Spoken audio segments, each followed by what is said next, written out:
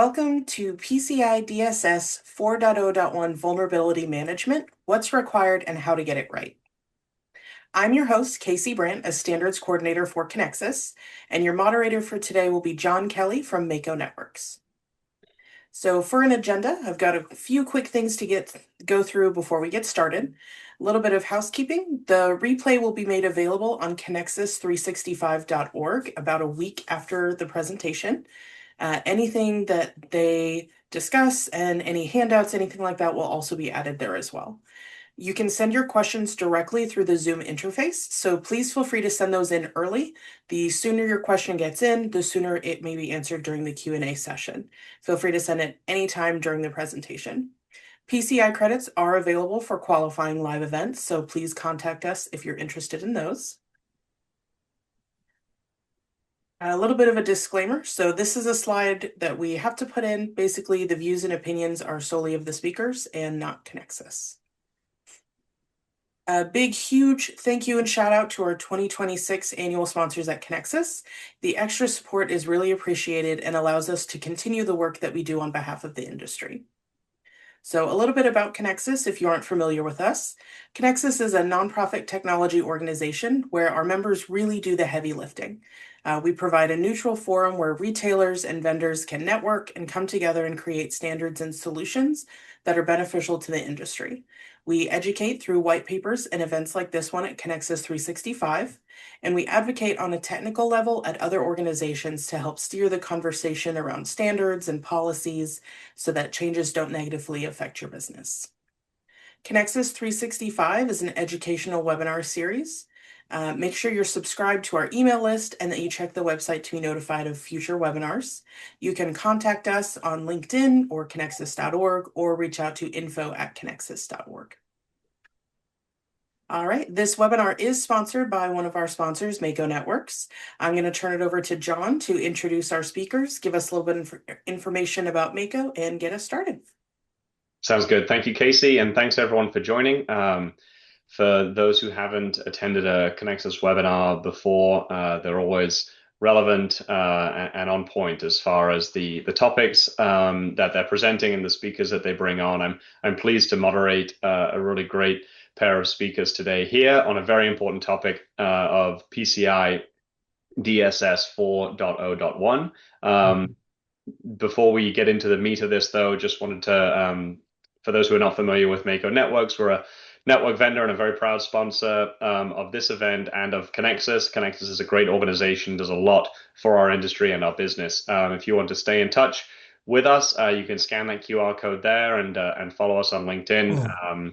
And we'll look forward to connecting with you both online and live, hopefully very soon. You can keep things moving here, Casey. Great.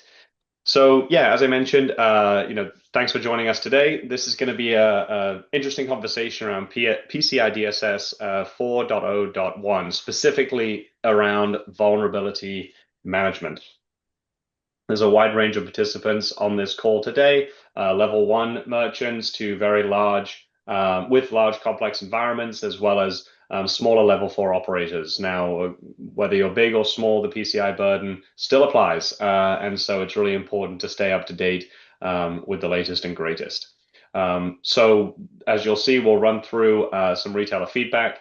We'll hear from the PCI Council. Lauren Holloway is here with us today to really understand what the requirements say and mean. We'll run through some of the evolving threats, particularly around AI and what that's doing to vulnerability for retailers. And then we'll get into the specifics of how it applies within the convenience retail environment. You can keep moving here. Yep, perfect. So we've got Ash from Omega ATC and Lauren Holloway from the PCI Data Security Standards Council. So happy to let them give a brief introduction to themselves while we kick off here. Yeah, I'm Ash Swami, CEO of Omega ATC. We're PCI DSS Level 1 service provider, very much in the weeds of vulnerability management across a variety of brand formats. So thank you, Conexxus, for having me on, and I appreciate the introduction, John. And I'm Lauren Holloway with the PCI Security Standards Council. I'm managing the data and environment product family, which means I'm responsible for PCI DSS as well as 3DS Core and the token service provider standards. So I'm happy to be here today to talk about vulnerability management. Excellent. Very good. You can keep moving forward, Casey. Thank you. So, as mentioned, we've got a few important topics to cover here today. We will also be having a live Q&A at the end where you can ask questions directly to the PCI Council. So feel free to submit those through the Q&A function here in Zoom, and we will make sure that we get to those.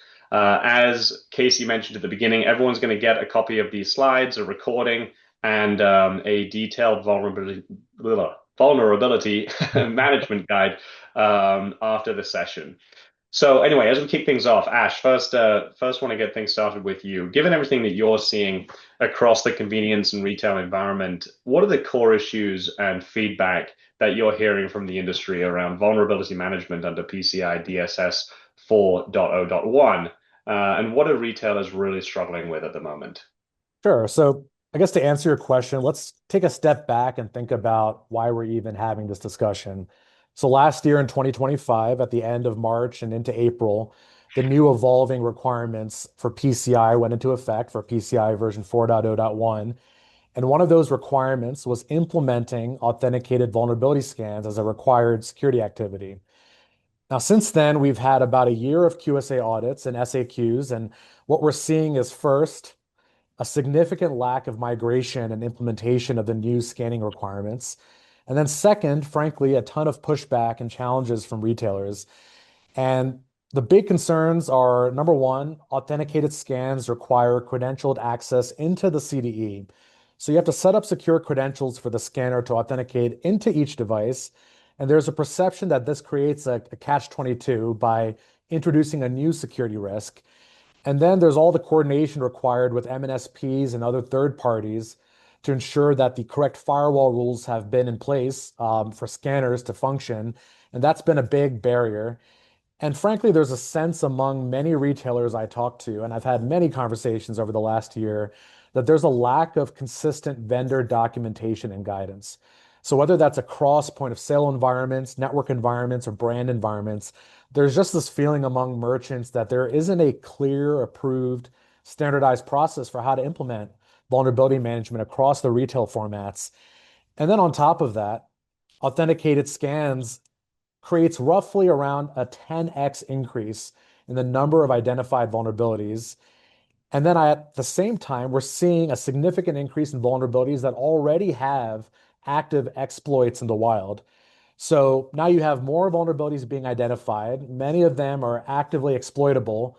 And then retailers are needing to coordinate across multiple third parties to implement patching and remediation in a controlled fashion across their sites. And so for many organizations, this starts to feel like you might call it a Sisyphean task, right? Pushing that rock uphill and then it only rolls back down again and you have to start all over. So what we're seeing in practice is a lot of teams have thrown their hands up. And all of this is happening alongside the broader concerns around the geopolitical landscape and significantly increased breach activity in our industry. And that's something I'm sure we'll get into. And then, of course, there's the concern about AI on the threat environment. So to answer your question, that's really the context behind this conversation. Excellent. Thank you, Ash. Great background and context to kind of set the stage.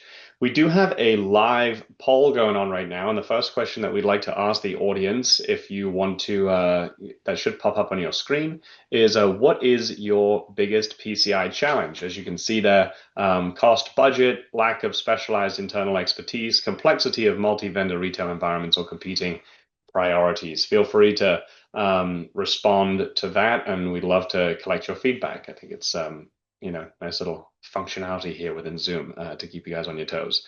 Now, Lauren, would love to loop you into the conversation here.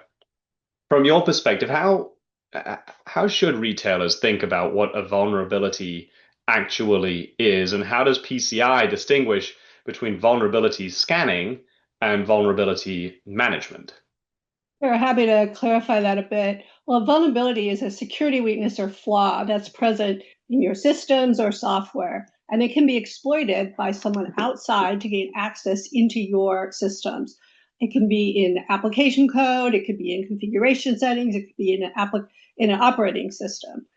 And vulnerability scanning is tool-driven. It's a point-in-time activity that looks for vulnerabilities, whereas vulnerability management is really a program, and vulnerability scanning is one element of that program. So your program should be kind of an ongoing life cycle of scanning, identifying, categorizing, risk ranking, and then remediating and rescanning, and then it does start again because vulnerabilities keep coming, as we know. So that you can see here we have an ASV resource guide. I'll talk a bit more about that on another slide, and I'll give you a link to that too later if you're interested in downloading that.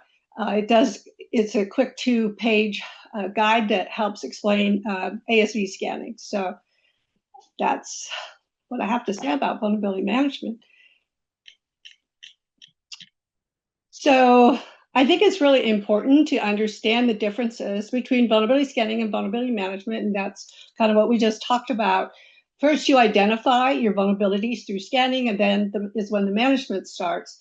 Your processes to identify and risk rank vulnerabilities is really important because it's key to understanding and addressing your organization's risk. So high level, you have to identify those vulnerabilities, you risk rank them for your environment, and then you resolve or address them accordingly. And location and context for these vulnerabilities matter a lot. So where in your network a given vulnerability sits determines how important it is to fix it. The same vulnerability in 2 different locations may not have the same risk. So to understand context here, we have a bit of analogy about a damaged tire. But where is that tire located? That's really the context part. If the tire is on the truck, and you're driving it at speed down the freeway, I think most of us understand this would represent a risk. It increases your braking distances. You may lose control of the vehicle, and there's a risk the tire might blow. But if you have a second tire on the truck that's also worn, maybe it has a nail in the thread of the tire, has the risk increased? If that damaged tire is a spare and is located in the back of your truck, the risk is not the same. However, other risks might come into play if the vehicle got a flat tire and you needed to use the tire in the back. But the presence of this tire sitting in the back of your truck isn't increasing the initial risk. You had a third worn tire, again, the risk is increasing. Now, if the truck is off the road and it's in the garage, it's waiting repair for the tires, there's no more risk for the spare tire or for the tire on your truck either. So the point of this somewhat long tire analogy is that the risk and impact of the vulnerability changes. It depends on where that vulnerability is, what it can affect, and whether it's exposed to threat actors. So that same vulnerability can be riskier on certain systems and less risky for others. So it shouldn't be treated the same equally across your environment. So this is really the essence of the risk-based approach to vulnerability management for internal vulnerabilities. And we'll later explore a bit about how the targeted risk analysis plays into this as well. Yeah, I think it's a helpful analogy. Certainly one of those things, as you said, the vulnerabilities keep coming, so you can't let your guard down, however tired you may be, if you'll pardon the pun. But anyway, one of the things that we are seeing to kind of keep the discussion going is that retailers tend to anchor on vulnerability scanning as a standalone requirement. To your point, Lauren, that's not really enough. It's like going to the doctor and getting told that you're sick and then not taking any medicine to get better, right? I guess it's requirement 11, I think, is the vulnerability scanning. Can you just walk us through which requirements actually make up vulnerability management in PCI DSS 4.0.1? Because there are a number of them. Right. I have several slides that kind of walk you through these requirements. PCI DSS includes requirements for external scans. These are called ASV approved scanning vendor scans. These are for your internet-facing IP addresses. They're pass-fail. You do them at least once every 3 months. I'll give you a little more detail about ASV scans on the next slide. We also have requirements for internal vulnerability scans. These are the ones your organization runs yourself if you have qualified staff, or you can hire a trusted third party to help you run these internal scans. Again, you run these at least once every 3 months. Now, whether your internal vulnerabilities are resolved or addressed is defined by your risk-based processes. We've also been asked a lot of times whether penetration testing is the same as vulnerability scanning, and the answer is no. Penetration testing tries to exploit vulnerabilities. It might find some vulnerabilities in the course of its activity, but the discovery of vulnerabilities is not the activity. It's really trying to break into systems or networks. So it complements, but it doesn't replace scanning. So I have a bit more about ASV scans, and then our focus will be on processes for internal vulnerability management.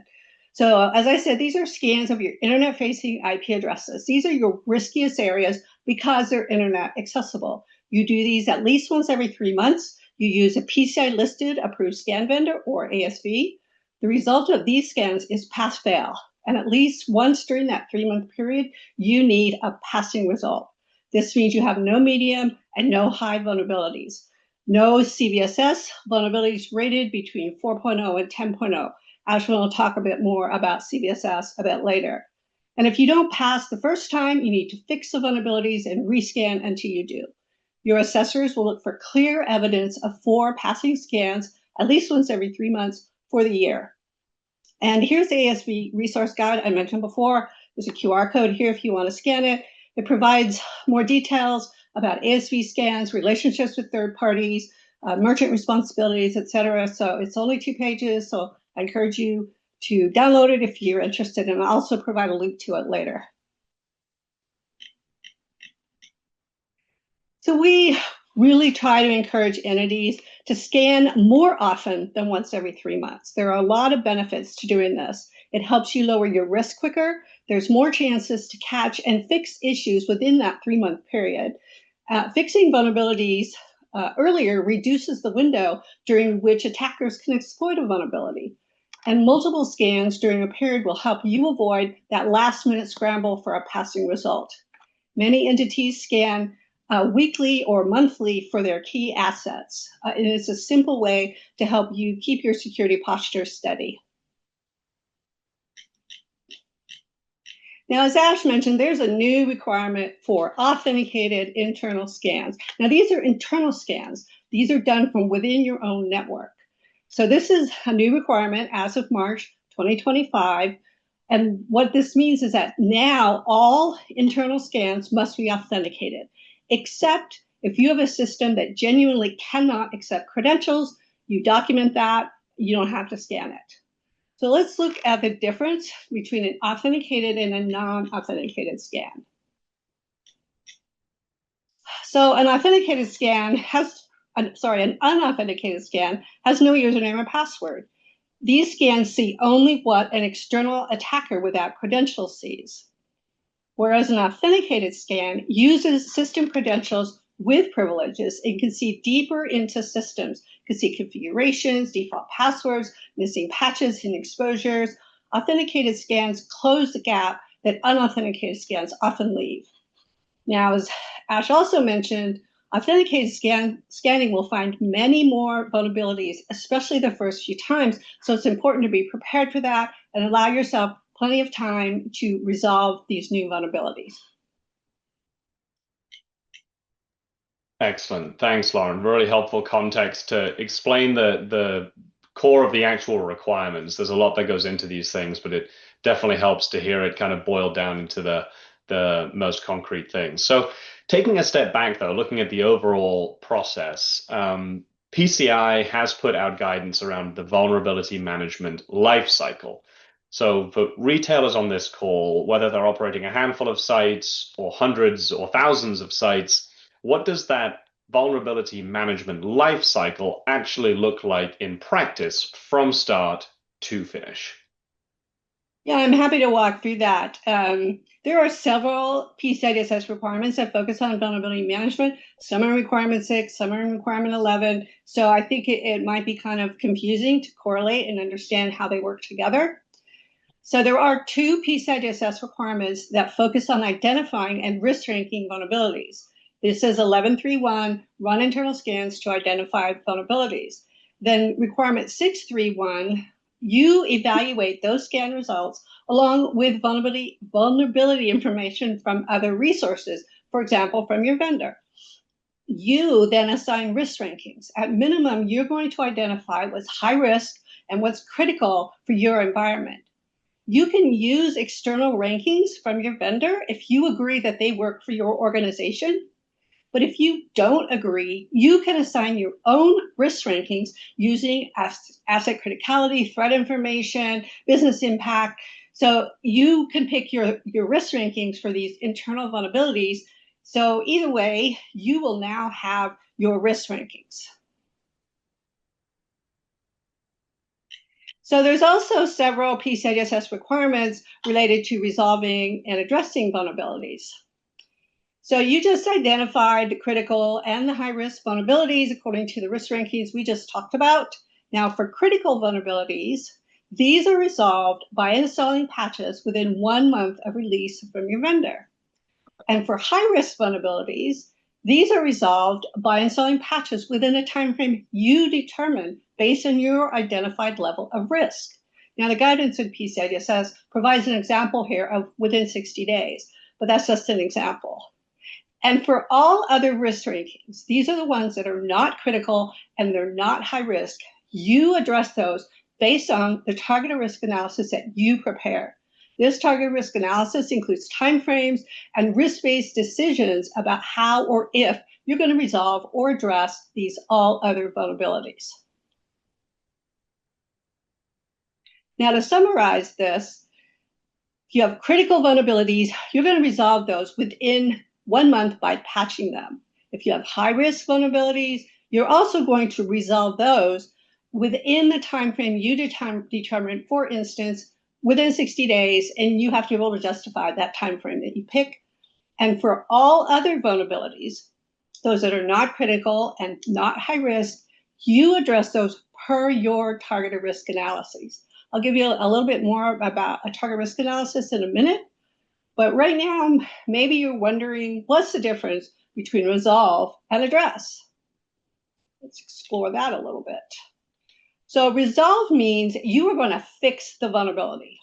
You're going to install a patch. Maybe you're going to change a configuration. Maybe you're going to add a compensating control, disable a service. Maybe you're going to transfer the risk to a third party, but you are going to fix or solve that vulnerability. Whereas address means that you determine if you will resolve it or you're going to address it in another way. This gives you another opportunity for a risk-based decision. For your organization, it could mean, I'm going to fix this now. It's a risk, even though it's lower. But it could mean that you're going to accept a low-risk vulnerability based on your targeted risk analyses. You need to track these decisions, and you also have to review any risk-accepted items at least annually, along with your review of your targeted risk analysis at least annually. You want to do this review to make sure that the risk of any accepted vulnerability hasn't changed within your environment. Now for a bit on these targeted risk analyses that I've been talking about. These are required to support your decision about how you're addressing or resolving those all other vulnerabilities, the ones that are not critical and they're not high risk. So as inputs, you're going to consider the rankings that you've assigned, which assets have those vulnerabilities, and how critical those assets are in your organization. Then you're going to analyze that risk according to each asset. And then for your outputs, you're going to have ranked risk per asset, which vulnerabilities need to be resolved, and in what order and on what specific assets. If you work with a qualified security assessor, they will want to see your target risk analysis and all the supporting documentation. And this TRA really will become your audit trail, your supporting documentation for why you didn't patch something immediately and how the decision you made is appropriate for your environment. So as you can see, PCI DSS does include an integrated cross-requirement approach and program for vulnerability management. We do have an infographic that walks through the steps that I just went through, and this is a picture of it here. It's helpful to understand how these vulnerability management requirements in PCI DSS work together. It explains the flow across scanning, risk ranking, resolution, and verification. You can look for it in the PCI SSC document library under PCI DSS, and we also did include a link to it later. Thanks, Lauren. It seems like it's a really kind of methodical approach that you recommend for people to step through identifying and then proactively prioritizing and then addressing these sorts of things. And it's great that you have all these tools available to help people through that process. Now, I think these sorts of processes and guidance documents that you provide is really important, particularly in convenience retail, where one of the consistent challenges that we hear about is the complexity of the environment. And many, I'm sure, on the call here today are very familiar with convenience retail, but you've obviously got your point of sale vendors, authorized service contractors, payment processors, network providers, and the merchant all interacting in the same environment. And as more and more stuff comes online in the convenience store, that becomes increasingly complex. To build on that, with branded environments, there can sometimes be mixed signals. In some cases, the major oil brands say they don't handle PCI directly, while in others, they may explicitly require merchants to meet certain standards. From a PCI perspective, then, how should retailers think about roles and responsibilities across those different parties that we've mentioned here? And ultimately, Lauren, who is responsible for ensuring that the vulnerabilities are identified, prioritized, and remediated in a timely fashion? I mean, ultimately, the merchant is responsible for what's on their systems, their software, within their networks. A merchant can outsource functions to providers, but they can't outsource responsibility or accountability for making sure it's done correctly. So the merchants scan and then they work with their third parties as needed to correct vulnerabilities, providing that scanning is their responsibility. It might be the third party's responsibility. So it's really important to manage your third parties, make sure they're doing the right thing. PCI DSS requirements 12.8 and 12.9 are all about managing service providers. 12.8 is really for the merchant, and 12.9 spells out what service providers are expected to provide to their customers. I think that clearly defined roles and responsibilities is really critical here. You can use a responsibilities matrix, often called a RACI matrix, as it's a good way to do this. So you can ask your third parties for this matrix that shows responsibilities, and it should show their responsibility, your responsibility, and any that are shared. And by shared, I mean you might have some role and they have another role, but together you share that responsibility for that. So you need to understand whose responsibility is it to scan, who remediates, who verifies. So I think you have to work with your third parties and hopefully have a good relationship with them. Excellent. Thanks, Lauren. I think we'll have Q&A at the end, and there are already some of the things that we're discussing here that are getting the wheels turning for me. And so I'm looking forward to circling back on some of these topics. But before we do that, let's just take a step back. I think this has been very helpful getting into the structure, the requirements, and the specifics here, Lauren, especially from your point of view as someone who's really in the weeds of this. But the goal ultimately isn't just about compliance.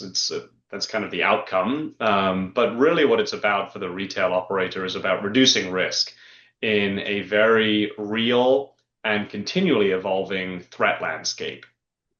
So Ash, to kind of bring you back into the conversation here, would love to get your thoughts on this threat landscape. So what does it look like right now?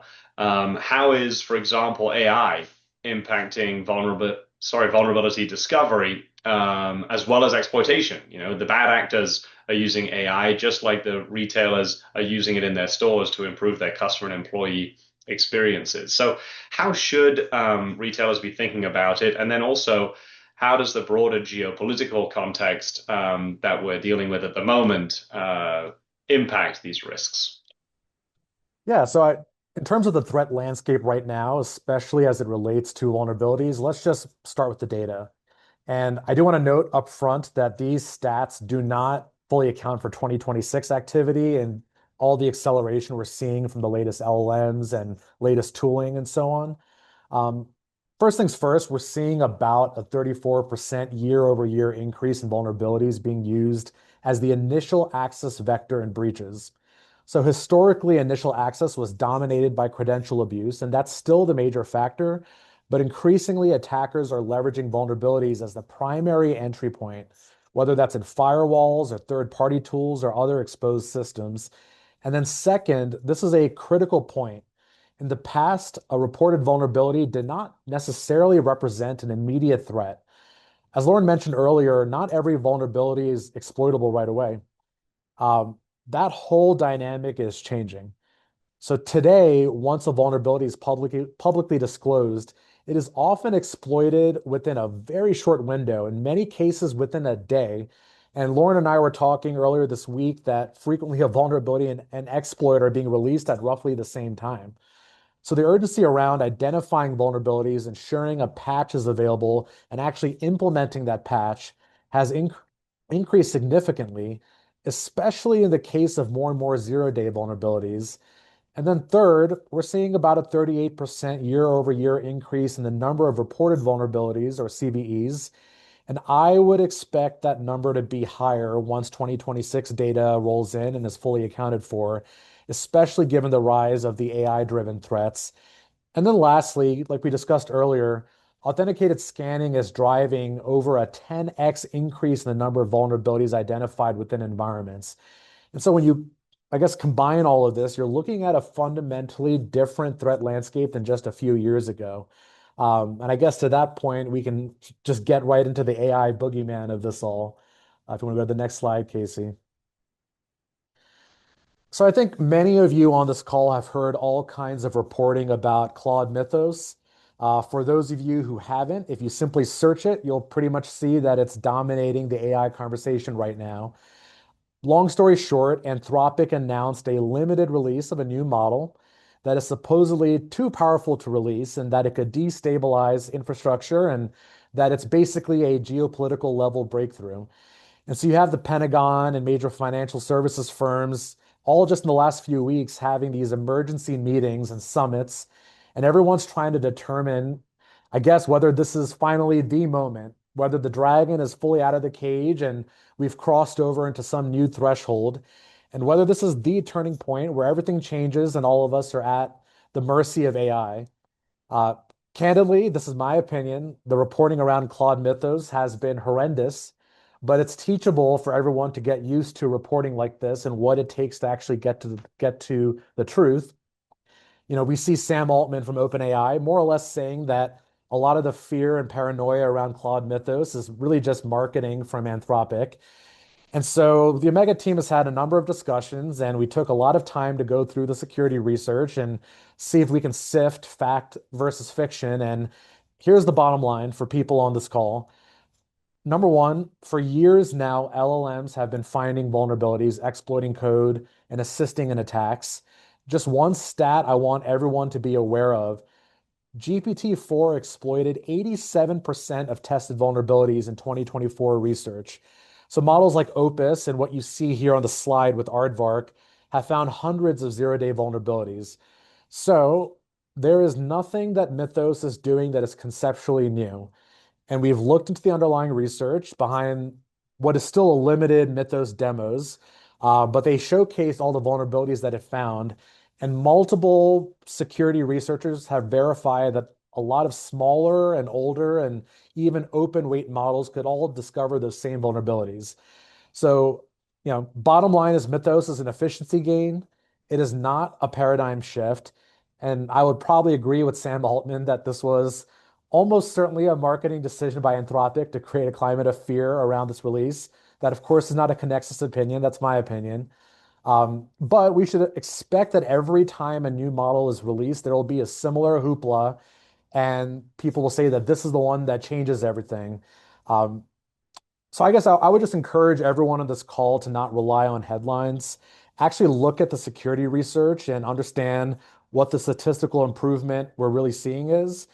And if you just look at the right side of the slide, the reality is no matter what, AI is identifying code at scale, vulnerabilities at scale.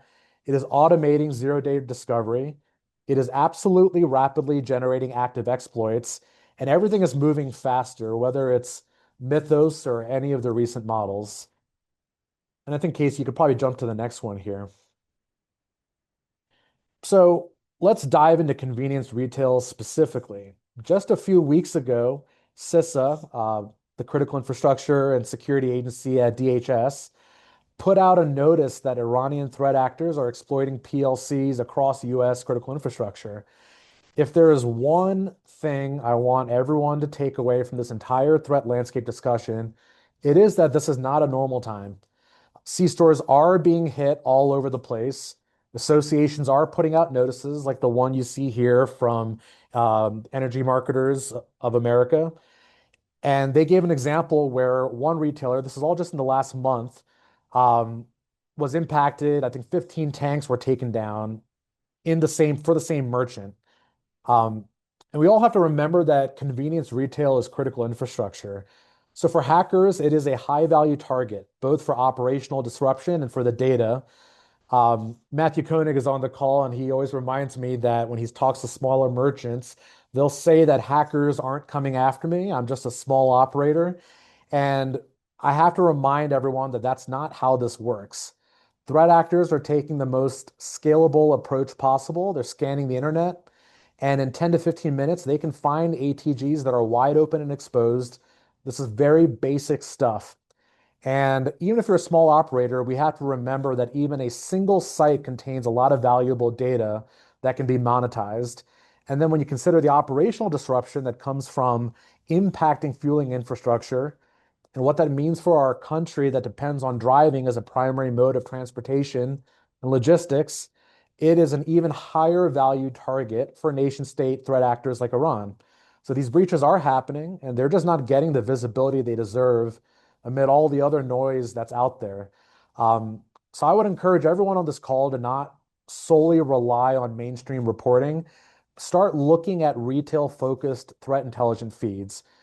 Because if a threat actor finds a vulnerability in a specific environment, a certain firewall, a certain point of sale system, an ATG configuration, a certain brand, they will then look for similar environments elsewhere. That is what they're doing. And then they'll start replicating that attack.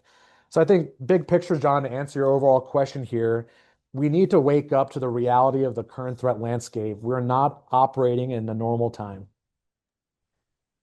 Great context, Ash, and thanks for kind of, pulling that from, the very high level with, the Pentagon and all what they're thinking about at that level down to, how this impacts the individual convenience store, because it definitely is not normal times that we're dealing with. We did a webinar, you remember, I'm sure, Ash, last year, and we talked about AI and the impact it can have on the threat landscape. And I think it's the speed and scale at which these things can happen is really dramatic now. Exactly right. And so I think that's really where people have to keep their eyes open, make sure that all those endpoints that are now coming online in their convenience store are done so in the right way. But to bring it back down to that operator level again, given everything that we've discussed, Ash, and recognizing the complexity of these convenience retail environments, which are more complex than typical retail environments, fueling systems, in-store systems, multiple third parties that are accessing the store at any given moment. How should retailers actually approach implementing vulnerability management in this C-store retail environment? Absolutely. So, in terms of actually thinking about how to implement vulnerability management in the convenience retail environment, like you said, this is a complex environment. Let's just start with some definitions. And I want everyone on this call to understand these are not just concepts for the IT team and security teams. Cybersecurity has to be thought of as a business problem, especially in today's day and age. So when we talk about vulnerability reporting, most IT teams and security teams are familiar with CVE, common vulnerabilities and exposures. That's just the unique identifier to track a known vulnerability across an environment. Then you have CVSS, which is the severity score. And that's the standardized way of measuring how severe a vulnerability is and really how difficult it is to exploit that vulnerability based on the rating they give. But what's newer is, and I want to draw attention to this, is EPSS. That's the Exploit Prediction Scoring System. This is a more data-driven, machine learning-based approach that estimates basically the probability that a vulnerability will be exploited, I believe, within the next 30 days, if it hasn't been already. And then you have KEV, published by CISA. And these are the vulnerabilities, and Lauren mentioned this earlier, that are confirmed to be already actively exploited in the wild. So the reason I'm walking through all these definitions is because the traditional approach to vulnerability management doesn't work anymore. Traditionally, and Lauren mentioned this earlier, you'd run a scan, you'd get a report, you look at your CVE and CVSS scores. Okay, this site has this critical vulnerability, that site has that. And then, you try to remediate and move on. But as Lauren mentioned, that approach is no longer sufficient. You need to take a more composite approach to understanding risk. Casey, you can go to the next slide, I think. So that means looking at the CVE, what is the vulnerability? And I think if you keep clicking here, there might be some fancy animations on behalf of from the PCI SSC here. So you have the CVE, what is the vulnerability? You have the CVSS score, how severe it is. You have the EPSS score, like we just talked about, how likely it is to be exploited. And then the KEV, is it already being exploited in the wild? And then I would add one more layer, which is understanding not just what is being exploited globally, but what is being exploited in retail environments, which threat intelligence feeds can provide. You can jump to the next slide, Casey. So if you look at the screenshot here, IT and security teams need to make sure they actually have access to all this data coming into one place. They can't just grab these random, discrete passing scan reports and think that that's going to actually keep the industry secure. Because ultimately, it's the combination of all of these factors together that determines the real risk in the environment and gives an organization the intelligence they need to then make thoughtful decisions about remediation. Now, we don't need to go into too great a detail here, but when we look at an overall convenience, retail implementation, and governance roadmap for vulnerability management, um, this is not just for retailers. I want everyone involved in the ecosystem to realize they have a part to play in this. The brands, the point of sale vendors, authorized service contractors, MNSPs, and so on. But if you're a merchant thinking about how to actually implement this, we always suggest taking a step back and then just looking at your entire operation globally. So you take a look and you say for each store format, who's the MNSP? What is the brand? What are the services? Is there food service? Which point of sale systems are in place? Which service contractors are supporting which sites? You have to map that out first.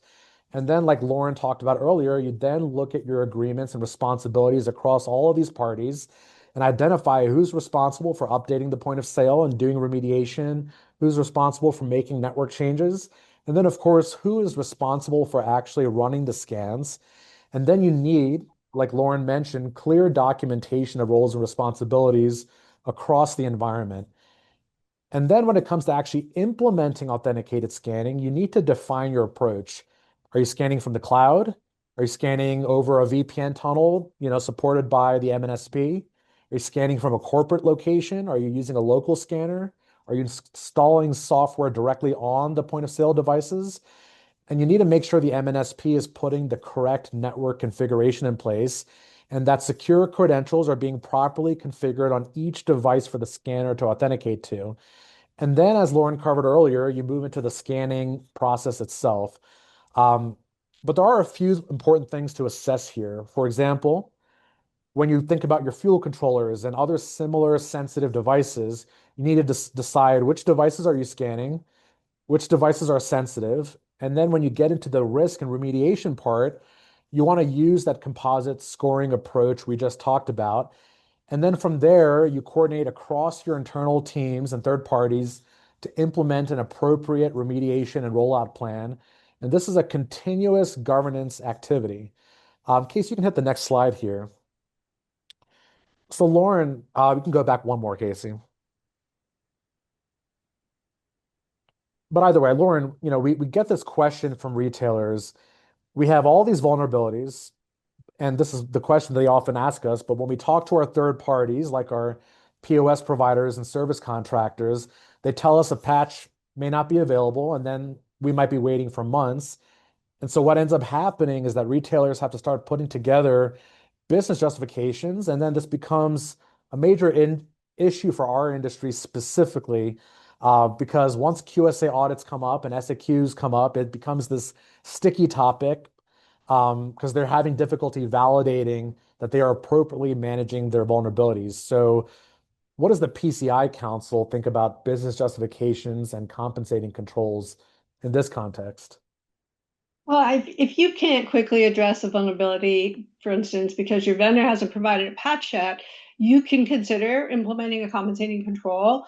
I also think you need to just document all the reasons and the conversations you've had back and forth with your vendors, just for that reason of when your QSA comes, so they can tell you have been actively managing and working to try to fix this. When it comes to a compensating control, could be a short-term compensating control. It could be a long-term one, but it must be reviewed each year to confirm that it's still fit for purpose. If it's just in place until you get a patch, then maybe you don't need that after you have the patch. But regardless, you need to document the technical or business constraint that you need the compensating control for, the reason you can't meet the requirement. You have to define the compensating control. How does it address the objective? How does it address the risk? And you have to validate and test that compensating control is effective. And also, you have to have processes and controls in place to maintain the effectiveness of those compensating controls. So there is a bit of work if you're going to implement something else to protect your systems while you're waiting for that patch. We are issuing a guidance document on compensating controls soon, within the next 2 months, I'd say. So if you're interested in that topic, then come back to our website and look for it in the guidance document section. And hopefully there'll be some helpful information in there for you. Very good. So we have another poll question about what your first priority is in the next 30 days, other than panic about how unprepared you are for PCI DSS 4.0. Hopefully not. But anyway, no, please feel free to give us your response to that. Would love to hear your feedback. Can we flip to the next slide while that poll stays open, Casey? Excellent, cool. So yeah, we've had a lot of very useful input here from Lauren and Ash, different perspectives, but I think all very practical and useful. And just to kind of summarize the takeaways from what we've been talking about here today, first, scanning to find vulnerabilities is only one element of the job to be done. It's then about managing those vulnerabilities so you can actually minimize the risk that you're identifying. Not much good to find it and then not do anything about it if it is something that's critical to your business or provides an open door for someone for a bad guy to come in. The other important point is that it is ultimately the merchant who's responsible for these vulnerabilities. Lauren stressed that you can outsource the activity, but you can't outsource the responsibility. So keep in mind, the buck is always going to stop with you, whether you like it or not, unfortunately. To Ash's point, AI is accelerating the ability for people to discover vulnerabilities and to exploit them. So you have to make sure that you're staying on top of this, even though the requirements are for every 3 months. It's a good practice to make sure that you're doing it more frequently than that, because those who are looking to get into your vulnerable endpoints are doing it much more frequently than every 90 days. Ash also provided some useful context about how convenience retail is being targeted. ATGs, automatic tank gauges, have been targeted in the past. Convenience retail, energy infrastructure is certainly a priority for people to hit when they look at the US. And so definitely make sure that you're paying attention to the evolving threat landscape. The other thing is, also don't just think about how easy it is to exploit a vulnerability, but also consider its severity. And the ultimate objective of this is not just to be compliant with a set of rules that somebody cooked up, right? This is really about having a resilient and secure business so that you can operate, profitably with confidence, all those good things without having to, just treat this as a box to check. This is really about creating a business that's going to be protected both now and in the future. So, a very worthwhile conversation. We can flip to the next slide here, Casey, and I think it's Yeah. back to you or to Anne. Just want to mention that all registrants for this webinar and everyone here will be receiving a vulnerability scanning or management implementation guide, which includes significant input from across the industry. This is for all merchant levels, and the goal is to provide a clear implementation and governance pathway. It's going to be the first in a series of releases over the course of this year focused on PCI DSS 4.0.1. And ultimately, I think we're all hoping to make this part of a larger industry conversation because unless brands, third-party service providers, point of sale vendors, and merchants are aligned, unless we're all on the same page, our industry is not going to be prepared for what's already happening and certainly not what's coming up in front of us in this threat landscape. So in convenience retail, it really means that we all need to solve this together. Excellent. So yeah, these are some links to some of the resources that we've got, right, Ash? Anything that you want to point anyone to specifically here? I think these are coming straight from the PCI SSC, and along with this, that compensating controls document, I think will be critical for our industry that's coming out in the next couple months here.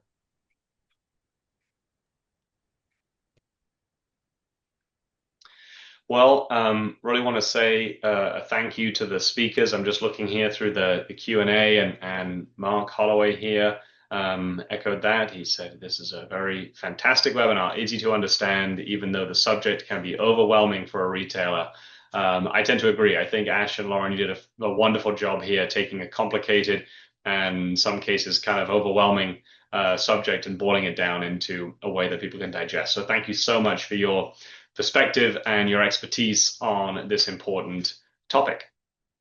I think at this point we'll flip into the Q&A. We do have a couple in here, and I have a couple myself. Samari Ramos, you will get a copy of the recorded session, so stay tuned for that afterwards. And then question came in about, with the status available of KEV, the known exploited vulnerabilities being used for ransomware, and EPSS, there were a lot of acronyms in there, weren't there? But that's the percentage chance of a CVE becoming a KEV within 30 days. Why are we still using the CVSS standard, which is the critical high, medium, and low? We're saying that VM should be done consistently, but we are using point and time rankings versus live data. Any thoughts on this, Ash and Lauren? Yeah, I think this is a good observation, and right now, at least the ASV program from a PCI perspective is focused on CVSS. We will be reconsidering these types of new ratings and how they can be incorporated into the program. But I will also point out that this is a minimum requirement, right? Like if you scan and your experts see these KEV ratings, you can implement corrections to these. You don't have to limit yourself to only the ones that are high and medium from a CVSS perspective. So, more to come in the future as things change from a PCI DSS perspective. But your technical experts are able to make their own recommendations about other vulnerabilities that should be addressed in the network and external facing ones too. So. Excellent. Cool. Thanks, Lauren. So I have a couple other questions. One of the things that we talked about was the sort of risk profile, and I think it was a TRA that you described, Lauren. But Ash and Lauren, both of you, I'm curious in your take on what do you think should drive an operator's risk profile? It's kind of an assessment they have to do on themselves, right? But what is it that you think should be the fact? What are the factors that they should think about when evaluating their own risk profile, and how they should then go and prioritize the various vulnerabilities they may find? I'll let Lauren tee that off first, but I have my thoughts as well. Yeah. I mean, I think, you have to look at what is the risk of that one system? Like if you're looking at a system with a vulnerability, where is that system? Is it deep within your network, protected behind 15 firewalls? Is it externally fit? There's different factors like that that can really help inform the risk that you would apply to a given system and the vulnerabilities on that system. Um, so I mean, I think that's a starting point. And I'll let Ash kind of fill in too. Yeah, I mean, I agree with what Lauren just said. I mean, first of all, obviously, has if is the vulnerability being actively exploited? What operating system is running? We obviously have a significant number of legacy systems out in the field that may not even have any actually patches available for, and so they end up being highly vulnerable systems. And so I would say just in general for all of this, what OS version you're running, all of these types of things is important. And then what is the criticality of that system to the overall function of the operation? If it's a site controller or a fuel controller, things like that, these are obviously highly critical systems, and vulnerabilities on those systems need to be taken extremely seriously. And so a lot of this is in our implementation guidance, but I think that should at least give some sense of a high level. And I also think an important point I'll point out, if you have questions, then you can always consult with a qualified security assessor. That's kind of what they're there for, is to help you understand risk and the best ways to address it.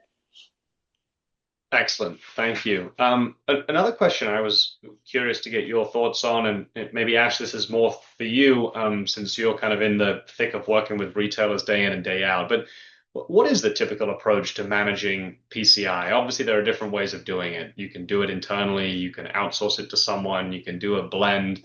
What do you see most retailers doing these days? And what type of time, budget, kind of investment should they be expecting to commit to managing this process? It can be a big undertaking, but how are people looking at this? It's a lot to kind of to take in when we hear experts like you who spend their whole lives thinking about this stuff. For the layman who's operating a convenience store, it's a lot. So that's a PhD level question, John, that probably deserves a separate presentation. I would say, if you're asking how are operators and merchants going about this, in a variety of ways. Some are managing it fully internally. Some are doing some internally with a third party. Some are doing it all with a third party. Obviously, defining roles and responsibilities is critical no matter what, because the merchant is the one who's ultimately responsible and liable. What I would say though is we are seeing merchants everywhere going to all the different conferences talking about, like, the talk we gave last fall, all these AI projects, agentic this or that, self-checkout, edge. You cannot be planning technology projects separately from security projects. These all have to be thought as part of a unified technology roadmap. So that would be kind of the biggest message to kind of answer your question there is these are not separate budgets. They're all one budget. One is about putting the car on the road. The other one is putting airbags and proper safety and, you know, all the traffic safety for that car, that vehicle going on the road. You have to think about this all together to bring it back to Lauren's tire analogy here. So certainly we could have a separate discussion on that, but hope that is helpful as a starting point. No, that's great. Thanks, Ash. I appreciate the context. I think ultimately, as you said, it's about you know this is an investment in your business, right? That you're making in order to make sure that you're operational and you're up and all of that. I guess with the last question, that maybe each of you can provide some perspective on this, but just want to maybe have a sense of, other than just being compliant, what are the benefits that people can take from taking this guidance seriously, using the tools that you have available? What are the business outcomes that they can realize? Lauren, you want to touch that, or I'm happy to address that? Yeah, I mean, I think keeping your business running should be an important factor in all of this. Not getting compromised is kind of the goal. So being more secure, from a PCI SSC perspective, it's never been about compliance. It's been about security. So I think that's an important point. And maybe just a closing point, John, as we're closing here, we frequently say at Omega, especially for convenience retail, cyber resilience is community resilience. It's critical infrastructure. The nation's depending on this to work, depending on gas stations to be up and running. It cannot go down. Absolutely. Very good thought to end on there. So again, Ash, Lauren, thank you so much for taking the time to do this. Casey, thank you and Conexxus for providing us the platform and the forum to have this very interesting conversation. Again, all these resources will be made available to those who have attended today. So appreciate you taking the time to do that. And Casey, if you have any final thoughts, I'll turn it back over to you. But otherwise, I think that's all from me. Yeah, I just want to echo to thank you to our speakers, Lauren and Ashwin, and a special thank you to Mako Networks for sponsoring it and John for moderating. The on-demand will be online. Usually it takes about a week. It'll be up there along with the slide deck for this presentation and the information and documents that Ashwin and Lauren have provided. So if you have any additional questions that we didn't get a chance to answer, you're welcome to reach out to info@conexxus.org. We will pass them along and then you can get answers that way as well. So thank you all for attending and hope to see you in the next one. Thank you. Thanks, Casey. Ken, thanks, everyone.